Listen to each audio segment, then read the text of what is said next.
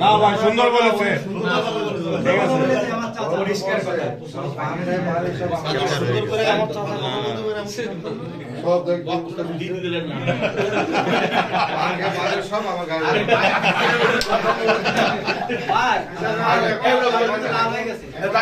এবার আপনাদের সামনে আমাদের এই বিডিএফের পক্ষ থেকে আমাদের কর্ণধার, আমাদের নয়নের মণি, আমাদের সভাপতি নুরে আলম রুবেল কাকা আপনাদের দিক নির্দেশনা দেবেন।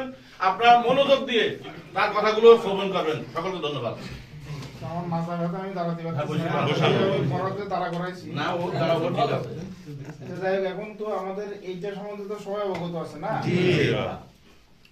এই ফর্মটায় যারা যারা সই করবেন বা লিখবেন তারা খুব ভেবে চিন্তে লিখবেন, ঠিক আছে? এই জন্যই লিখবেন কারণ না, এটা আমরা ইয়ে করবো, যে কি বলে রেজিস্ট্রেশন করব, ঠিক আছে?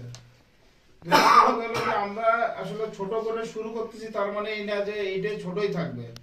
আমরা এটাকে একদম মানে পুরো যশোরবাসীর জন্য একদম যাতে সর্ববৃহৎ একটা প্রতিষ্ঠান হয়, আমরা সেই চেষ্টাই করব। আর আমাদের এই প্রতিষ্ঠানে যারা থাকবে, আমি আশা করব তারা কোনো রকম অনৈতিক কোনো কাজে অংশগ্রহণ করবে না। ইভেন আমি একটা জিনিস খেয়াল করছি, মানে আমি আসলে দেখি নাই, আমি কালকে অসুস্থ ছিলাম, এই যে আমাদের একটা গ্রুপ খুলতে নাকি এই গ্রুপে নাকি আপনারা বা তোমরা যেটাই আছো নাকি এই যে মানে